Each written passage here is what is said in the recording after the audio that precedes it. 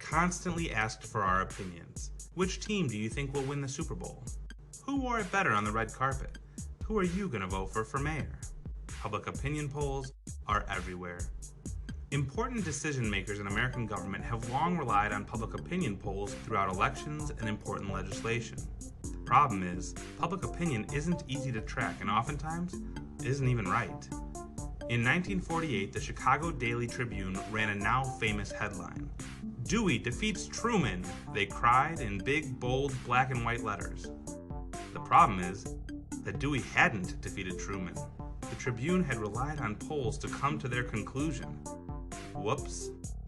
This happens all the time because public opinion polls are either inaccurate or misleading. So why are they wrong?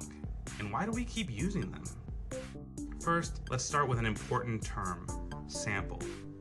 A sample is the group of people that respond to questions during a public opinion poll. A poll's quality rests largely on its sample, and a sample can be bad in a few key ways. It can be too small, too narrow, or the poll itself can be too difficult. Polls that are too small are bad for obvious reasons. Now, while you can't possibly ask every single person in America for their opinion, the more people you ask, the more accurate your prediction. Polls that are too narrow, that only ask a certain type of person the question, are bad too. Consider a poll about whether or not the potato is the best vegetable in America. If you only asked people in Idaho, where the state food is the potato, chances are that you would get a much different answer than if you asked people in the state of New Mexico, where the state vegetable is beans. Getting the right kind of diversity in your sample means making sure that your sample has a range of ages, races, genders, and geographic regions, just to name a few. Finally, polls that are too hard can't tell you much either.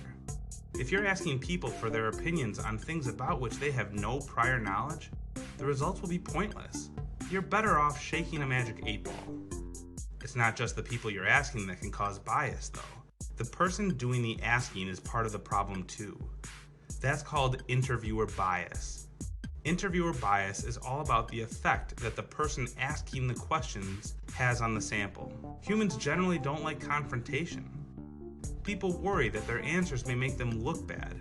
Therefore, we find that people tend to give socially desirable responses, not necessarily their honest opinions, because they don't want to come across as heartless, racist, or bigoted. And the way we word our questions matters too. When polls purposely sway the answers one way or the other, it's called a push poll, because it pushes people to answer a certain way. Would you vote for candidate Smith? Is a perfectly normal question. Would you vote for candidate Smith if you knew that he robs senior citizens? Is a push poll.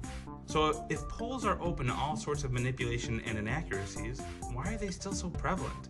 Despite their flaws, public opinion polls provide us with some sense of the thoughts and moods of large groups of people. They offer politicians the chance to pass legislation they think a majority of Americans will support. They help fashionistas on TV know which star wore the dress better on the red carpet.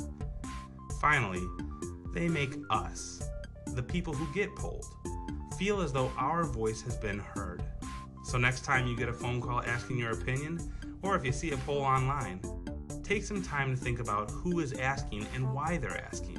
Then take that poll and its results with a grain of salt or a potato.